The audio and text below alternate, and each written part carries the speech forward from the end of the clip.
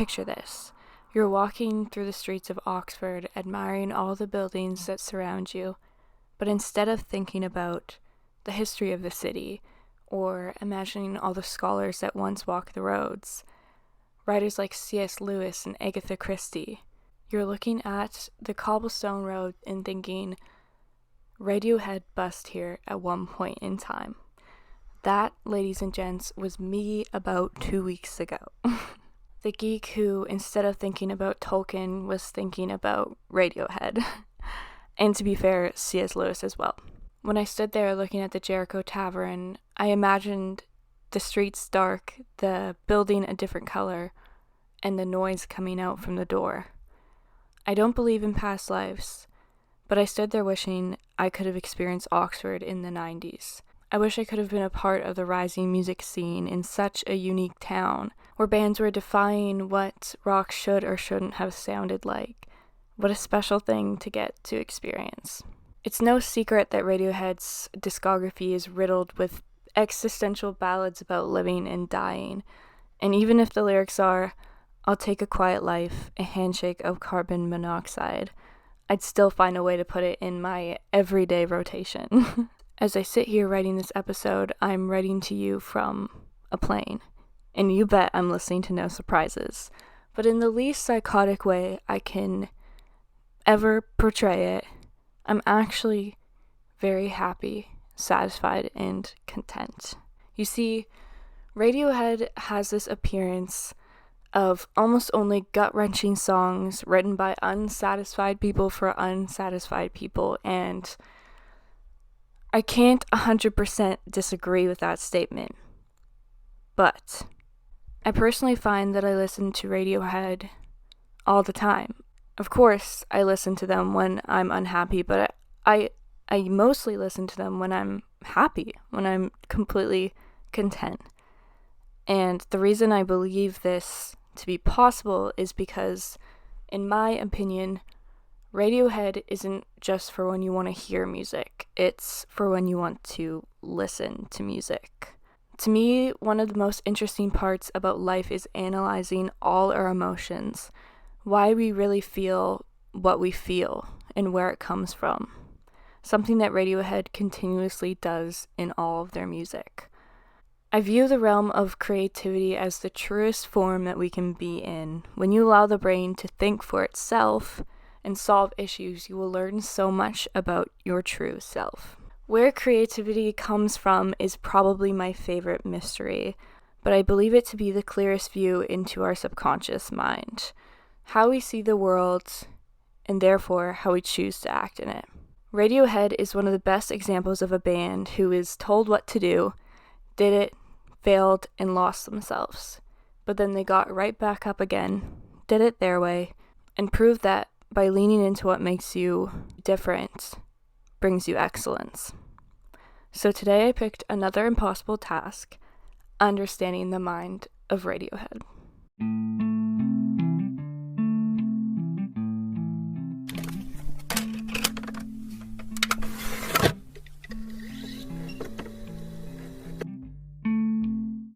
Before we delve into the lessons that we can learn from Radiohead, I feel it's really important just to do a brief overview of who the band was. So, Tom York, Johnny Greenwood, Colin Greenwood, Ed O'Brien, and Philip Selway all met in Abington Private School in Oxford. Classically, their individual journey to music was the tortured artist. Music allowed them a place to fit in while still embracing everything that made them them. When they decided to start a band, the 5 of them could only meet for rehearsals on Fridays, thus inspiring the original name On a Friday. The band would essentially play any gig that they could get, and eventually they reached graduation and they all separated to pursue avenues in college or university, mostly, I think, based on their parents' requests. However, they stayed in touch as much as they could and practiced every time they were together. And fun fact, on this hiatus, Tom York actually spent some time DJing, which I had to throw in because it'll matter later, but I also just thought it was funny. It just made me giggle. but I digress. It was truly Colin that would put in the blood, sweat, and tears that would lead to the band finally playing for more than just 6 people in a quiet bar, but rather a group of record executives. At the time, Colin was working in a record store and again played into another classic music trope of the starving artist, and he would push the On a Friday's demo tape onto anyone he could. Luckily for him, one day, one of the customers that walked in the door was Keith Wozencroft, a sales rep for EMI. There are many performances that you could say established the 5 of them as a band, but there is one in specific that marks the point in time where On a Friday would soon become the band we know as today, Radiohead. It was October of 1991, and On a Friday was booked to play the Jericho Tavern, a pub and music venue in the Jericho district of Oxford. A venue that bands like Supergrass and Slowdive played or would soon play. And it was this night that On a Friday would secure themselves the same manager that they still have to this day, eventually leading to December of 1991, where they would sign a 6-album record deal with EMI, under the new name Radiohead. The reason that On a Friday would change their name to Radiohead was due to the simple fact that the record label did not like their name. And it seems as if the band wasn't too keen on it either, because they seemed to change it pretty easily, which might have been one of the only good decisions they made by listening to someone else. But anyways, the name Radiohead came from a Talking Heads single titled Radiohead, and while brainstorming for a new song, one of the members basically just was going through Tom's DJ collection and found the album with the track and just suggested it, and that's essentially why Radiohead is named Radiohead. So Radiohead's career would begin with their EP titled Drill. This EP came into existence right after the buzz of another little band across on the other side of the world making it big. Can you guess? In Seattle. Drill was produced by Radiohead's label executives. Therefore, its goal was to be Smells Like Teen Spirit but make it English. This did not work out to anyone's favor.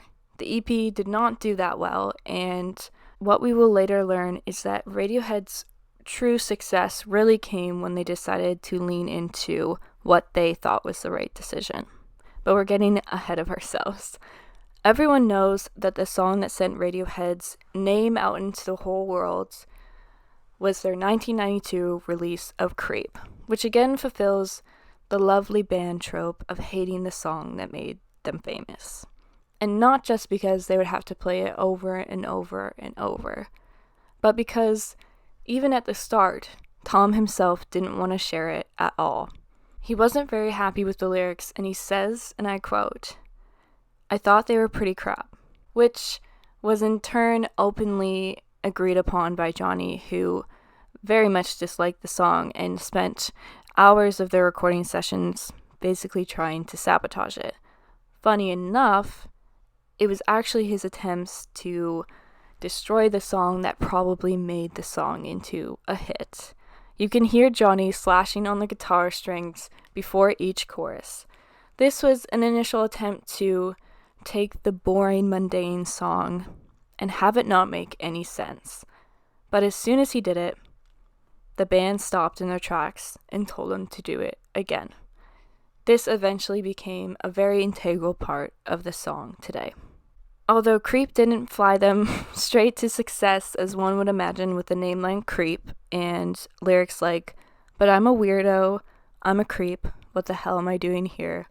I don't belong here," BBC was quoted saying the song was too depressing, so they wouldn't play it. You see, in the 90s, it was quite easy to sell angry music to a mainstream audience. You know, all the stuff Nirvana was doing super well, which is another band who hated what made them famous. But it's not the point. But trying to sell a self-loathing song about unrequited love, kind of a bit tougher. Eventually, Radiohead would release their debut album Pablo Honey with Creep as the lead single. And the album's performance kind of had the same effect as Creep, mostly an unbothered UK reaction. But lo and behold, the single would make itself to the least likely place of all, Israel. Creep became so successful over there that the label actually stopped Radiohead's tour in the UK and sent them to Tel Aviv to play 3 shows. Eventually, this buzz made it all the way to New Zealand and the States and Canada, finally solidifying Radiohead's name on a broader scale. But now came the real work. Make an album that they felt was cohesive and one that they felt proud of.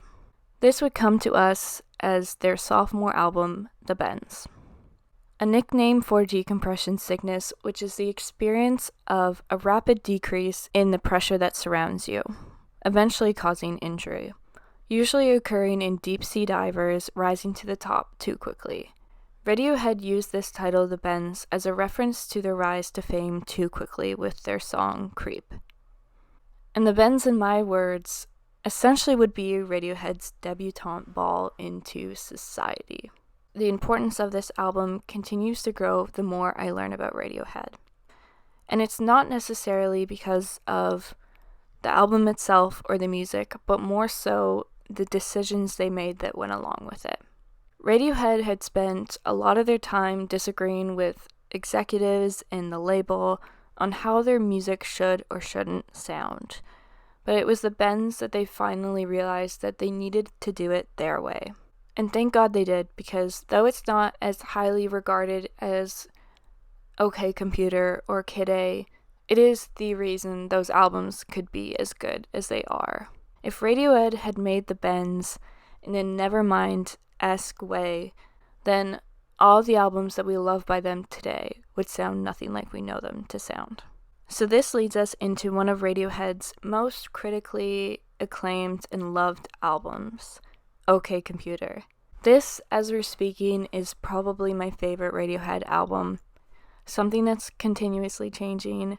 I know, hot take, OK Computer was a good album, great album, best album, but for much of my life it was The Bends, which might actually be a hot take, but I think it makes sense. It was just kind of the natural progression of my time listening to Radiohead. I'd started with The Bends, and it was an album that was totally easily digestible, but still surprised me, and I think it's fair to say that it's not their best when you compare it to their other work, but I think comparing it to some of the other alternative rock or other big titles that were coming out at the time, it was a fantastic album, and I will die on that hill.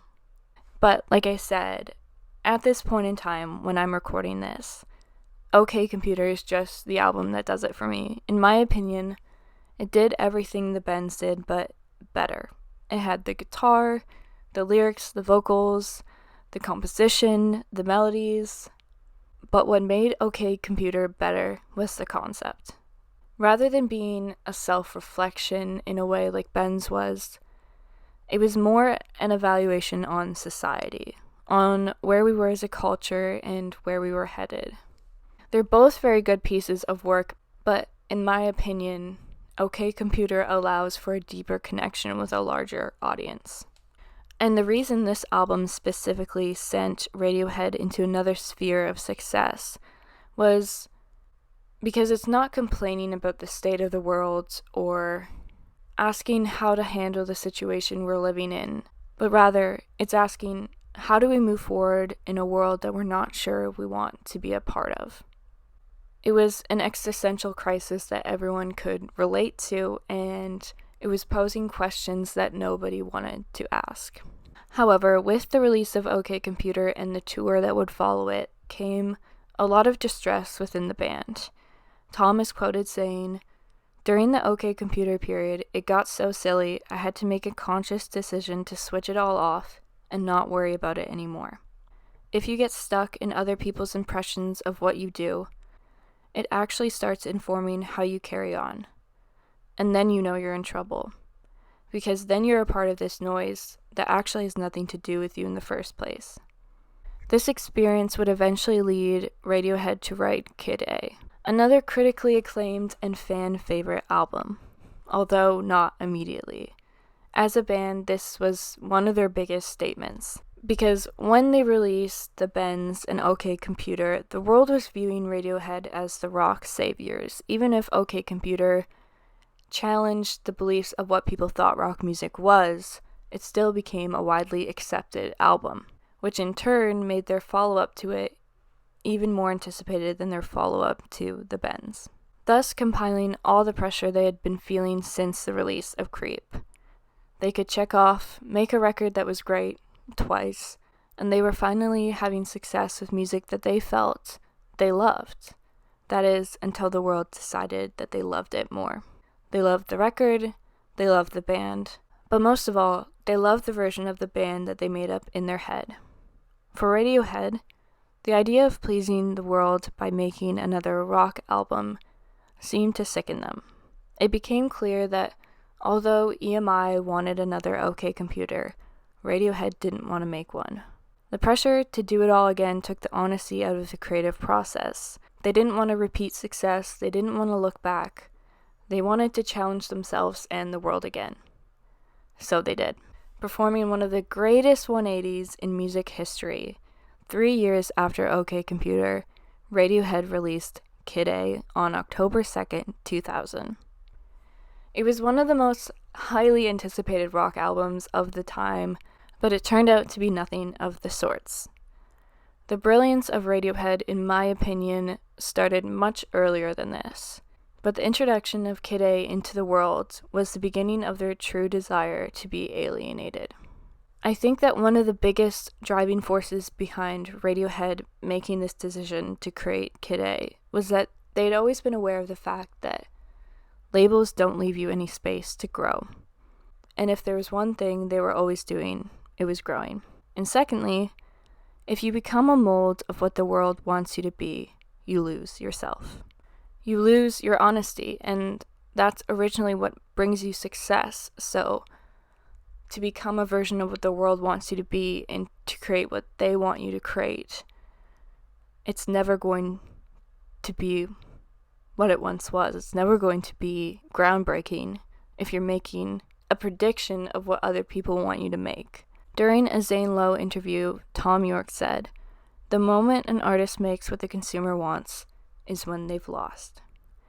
This statement supports the idea that there's a difference between an artist and an entertainer.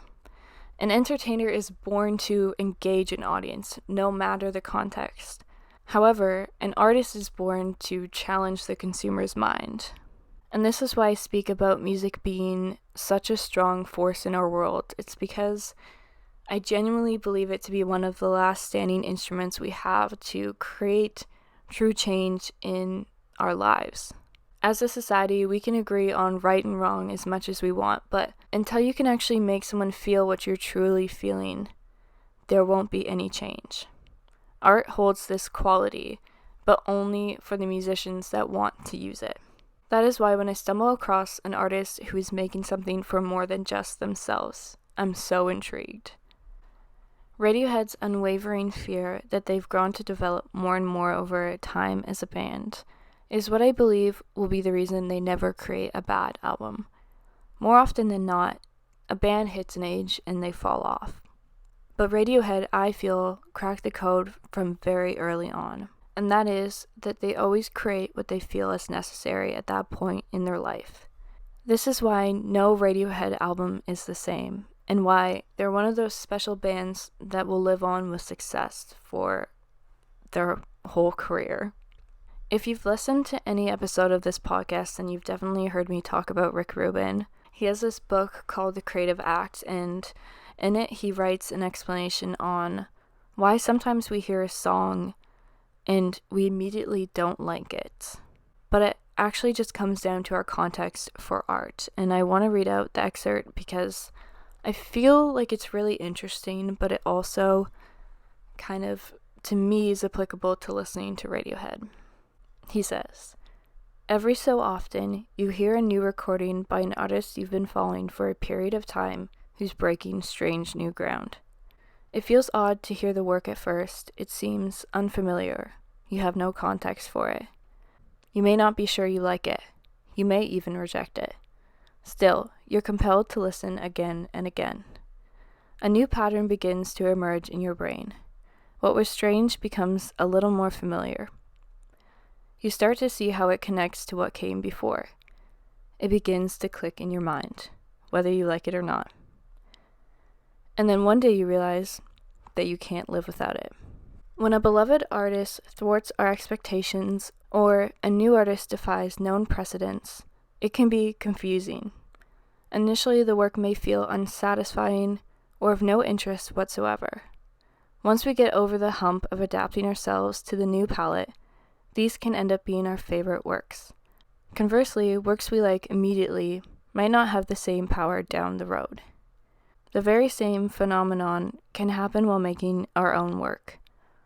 If you're looking for solutions to a problem or a new project to begin, you may react in a strongly negative way to an option that springs forth. This can be when an idea is so new that you don't have any context for it. When we don't have context, new ideas appear foreign or awkward. Sometimes the ideas that least match our expectations are the most innovative. By definition, revolutionary ideas have no context. They invent their own. When we initially experience the radically new, our first instinct might be to push it away and think, "This isn't for me." And sometimes it may not be. Other times it could lead to the most enduring, important work. Be aware of strong responses. If you are immediately turned off by an experience, it's worth examining why. Powerful reactions often indicate deeper wells of meaning, and perhaps by exploring them, you'll be led to the next stop on your own creative path. Following the release of Kid A, Radiohead would continue to release album after album, consistently challenging their own standards and the world's standards of music. It is Radiohead's ability to find a new level of weird that made them great. Alex Ross, a journalist from The New Yorker, is quoted by saying this about Radiohead: "They are the poster boys for a certain kind of knowing alienation. Maybe the weirdest compliment of all."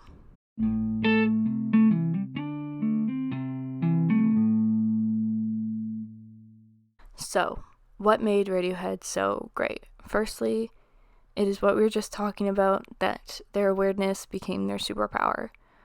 So secondly, Radiohead found success, of course because of their skill and their talent, but mostly because of how they chose to use it. Don't trust them when they say no surprises. Sorry, I had to. But because of their need to constantly challenge norms, one of the easiest ways to describe the band is as unpredictable. Musically, they use the element of surprise in such strategic ways. If you have any understanding of music outlines or the generic rock song outline of A, B, A, B, C, B, meaning verse, chorus, bridge, chorus, then you'll know that Radiohead's music constantly works in ways that it shouldn't. As soon as you think you understand, they surprise you. Paranoid Android is a very popular and great example of this. I remember hearing it for the first time and realizing that music could be so much more than I thought it could be. But it's not only music where they exercise the element of surprise. The group is constantly doing it in different ways, like their choice to leave OK Computer in the past and make Kid A was a surprise. Their choice to leave the record label and go independent was a surprise. Their choice to release in Rainbows online for whatever the consumer wanted to pay was a surprise. And something that you'll know if you've listened to a couple episodes of this podcast or have a little bit of psychology understanding is that the element of a pleasant surprise in music is actually what makes the brain like it so much. We like the fact that we can predict what's going to happen before it happens, which is why as kids we'd mostly tend to gravitate to pop songs or whatever was on the radio because they were the easiest songs to predict, and therefore it would provide the biggest dopamine release. But as we grow older, our tastes change. We have more and more context for music. Almost imagine it as a tolerance level for a drug. Because, I guess it kind of is with dopamine, but essentially, once our brains know a song super well, there's no challenge, which results in the brain searching for something harder to predict, which is more dynamic music. And the cycle will just continue to spin and spin the more you listen to different kinds of music. It'll lead you to search for bigger and better surprises. This is how Radiohead has hacked the system, even if they didn't intend to. The fact that they themselves are constantly striving for new sounds and feelings in their music is the reason that the listener is always challenged by what they write.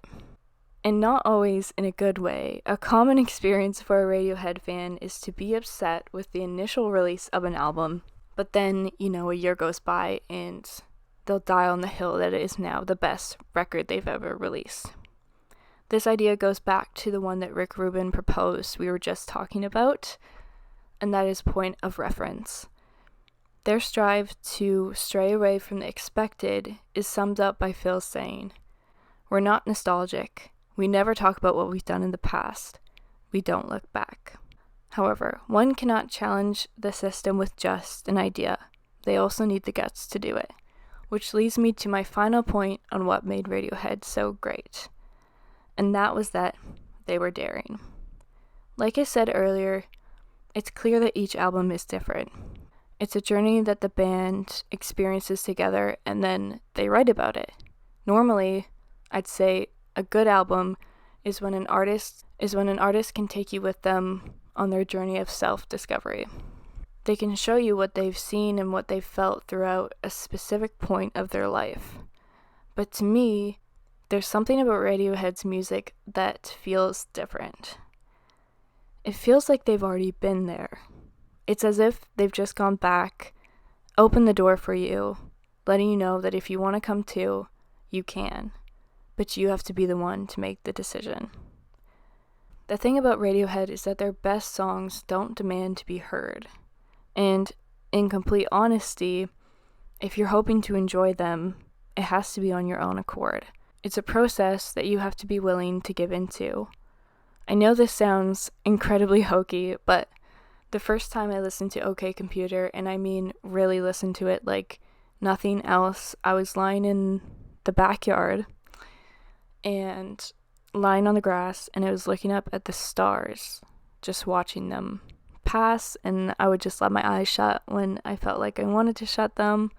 Anyways, I listened to each song transition into the next, and it didn't feel like Tom and Colin and Phil and Ed and Johnny were discovering something new themselves. It felt as if they'd already discovered it, and they were just showing me. They are the only band I've ever experienced this with, and it's probably the reason that sets them apart from other bands for me. On top of this, they show, they don't tell, which is one of the greatest skills a director can ever learn, and I believe it's one that Radiohead has mastered over the years. Their lyrics are challenging but just bleak enough that you have to fill in the gaps, and the sounds are fresh enough that you feel shocked by them, but still comforted at the same time. And maybe I'm crazy for saying that Radiohead is comforting, but then so be it. Now, how do we apply these lessons to our lives? For the past couple months, I keep getting these TikToks come up on my page about how the true goal of adulthood is to find the inner child in you by embracing what made you weird. Now, I've heard the advice through psychology about healing your inner child time and time again, and that I can completely understand, I can get behind. But this idea of what makes you weird makes you cool is just one that I felt like was never explained enough. So when I was looking into Radiohead and their perception online, it was really interesting when it tied back into this idea of being weird.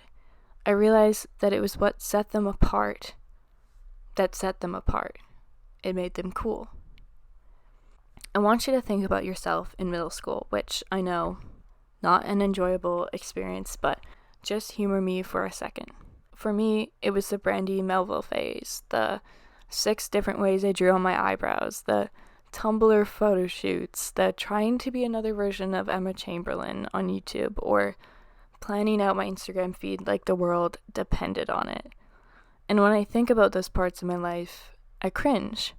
And upon reflection, the weirdest part about trying not to be weird is that when I look back on those times in my life, I recall them as the weirdest things I ever did, because they never reflected who I was. It was a fake version of myself that I had created in order to fit in with the people around me. And this is something we all do to an extent at an early age, and it's also completely normal and actually primal. Psychology today highlights that our need to fit in begins at an early age, and I quote, "On the playground, we first begin to notice the differences between ourselves and other children, and we start to mirror the behavior of a dominant group in order to be accepted by them. The mimicry continues into adulthood, and we often unintentionally alter our speech patterns, our expressions, and even our tone of voice, depending on who we're talking to. Familiarity is the social glue that bonds people together, and we deliberately seek out the similar and the recognizable in order to feel secure. If we're doing the same as everyone else, we must be doing it right. And finding a reflection of ourselves in those around us is a form of validation. The need for acceptance is a basic human instinct." So, I think it's obvious that we unlearn who we are because we want to be like the people around us. But I think we choose to stay lost because the alternative is to risk being alone. We're so wired to be a part of a group that we can't even fathom being shunned. Even Tom himself struggled with admitting his true feelings in his music, until he learned the hard way through Pablo Honey that if he wanted to connect to an audience, he had to be honest about what was truly on his mind. So the truest form of me is the girl who overanalyzes sports and music. I've always found it interesting to understand why people make the choices that they do. I care about teams and bands I'll never be a part of, and that's something that's still with me today, as you can see. And I would argue now that it is what makes me cool. I mean, it's allowed me the space to make this podcast after all. Time and time again, it was Radiohead's weirdness that gained them traction. It's always what's new that alters culture.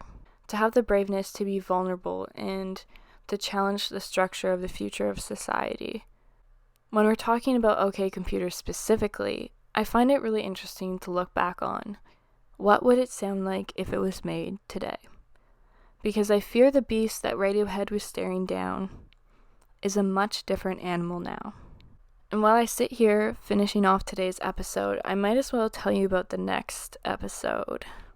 I want to do kind of, it's not fully a comparison, but while I was doing this whole process, as I said, I'm really into OK Computer right now. And I've been thinking a lot about the impact of the internet specifically on my life and what it was like basically growing up with it. I got, a couple good years of being a kid without it, but I was thinking about that, and then I was thinking a lot about Childish Gambino's album Because the Internet. 2 completely different artists, yet they both speak about the personal impacts that technology and internet has had on them and the way that they see it impacting the world around them. So I was just really intrigued by it. So we're going to do an episode where we talk about the ways the internet has changed us and kind of the psychology behind that and what we can do to save ourselves a little bit. And then dive into both of those albums on a deeper level because I think they're both very, very good examples of a true artist who had a very cohesive and well-rounded idea for a release. So I think it'll be fun. That's going to come in a couple weeks. But for today, the point is learning that the lesson that what makes you weird makes you cool. It's a lesson that I feel Radiohead has been subconsciously teaching throughout their music and teaching themselves too. and it's also a lesson that I believe is essential to us growing up. In a perfect world, we would never lose our child wonder or our weirdness. Although, in a way, I'm kind of glad that we do. I personally love growth, as you can tell because this podcast is called Grow Up Slowly. So the idea of having to come back to myself is actually an idea that I really love. And I think a parent's perspective on this would be, you want to teach your kids to take their weirdness and to own it and to never feel shame about it. But I think the shame that we learn to carry in this world is never going to completely go away. And that's because the feeling of fitting in is fundamental to us. We are programmed to seek protection, and protection was always the best when you're within a group. Conformity is unfortunately a part of survival. And it almost might even be a more natural experience to lose yourself in order to find yourself again. So when I think back on Radiohead's discography and why it's so good, at its core, it's the same reason that I believe Joshua Tree by U2 is their best and most influential album. Joshua Tree dared to understand something about the human experience that we can't really definitively answer. That there's this innate hunger for us to choose ourselves over what we ultimately know is what we need. Radiohead isn't trying to answer any specific question or issue about life, but they're bold enough to try to understand what it might mean to admit the sadness and anger that innately lives inside of us. Again, it comes down to honesty in music. When the listener can find honesty in music, it translates to them thinking about their own lives, and therefore creates effective change in the way they see the world and how they in turn choose to act in it. As always, all social media accounts, the email, and my sources are in the show notes. Let's let music bring us together, and don't forget to grow up slowly.